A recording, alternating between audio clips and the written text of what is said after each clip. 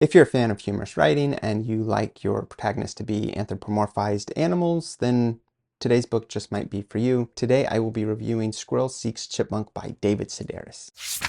Welcome to Spencer Reads Everything. I'm your host, Spencer Duncan, and today I'm looking at a book by David Sedaris. I don't know if you're familiar with David Sedaris, but he is a humorist author, although what he's really good at is his public presentations of his short stories or his books that he writes, mostly autobiographical, although clearly they will be very much infused with a bit of fancy or hyperbole that undermines the autobiographical aspects of them, but it's definitely meant to be humorous. You're probably familiar with him from shows like This American Life or The Moth or anywhere where he gets to give a detailed presentation of some story, whether it is, again, a story about his life or something that he has completely created whole cloth. This book, Squirrel Seeks Chipmunk, came out in 2010. So it's not his newest book, but it's somewhere in the middle. He's been writing since the 90s, and so this is just somewhere in the middle. The premise of the book is it's a series of short stories in which the main characters are animals. Now, I think generally you'd expect that to be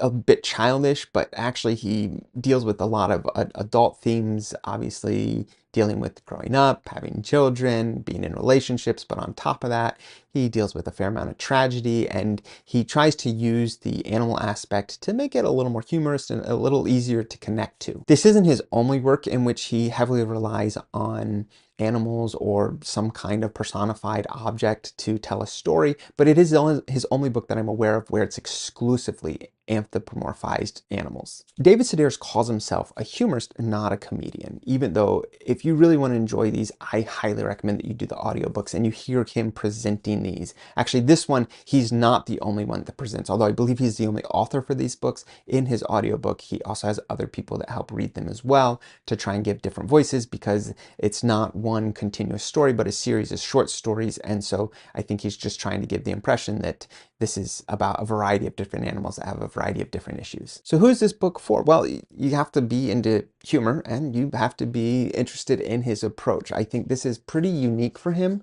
Like I said, he does have other books or other short stories where he uses a similar approach, but this is the only one where it's the entirety of the book. And I think that that could be a little bit of a hang up for some people. I generally enjoy his books. That's one reason why I read this one, and I find him to be quite funny, even though he's not a comedian per se, but a humorist. I will laugh out loud at many of his short stories because the way he presents them.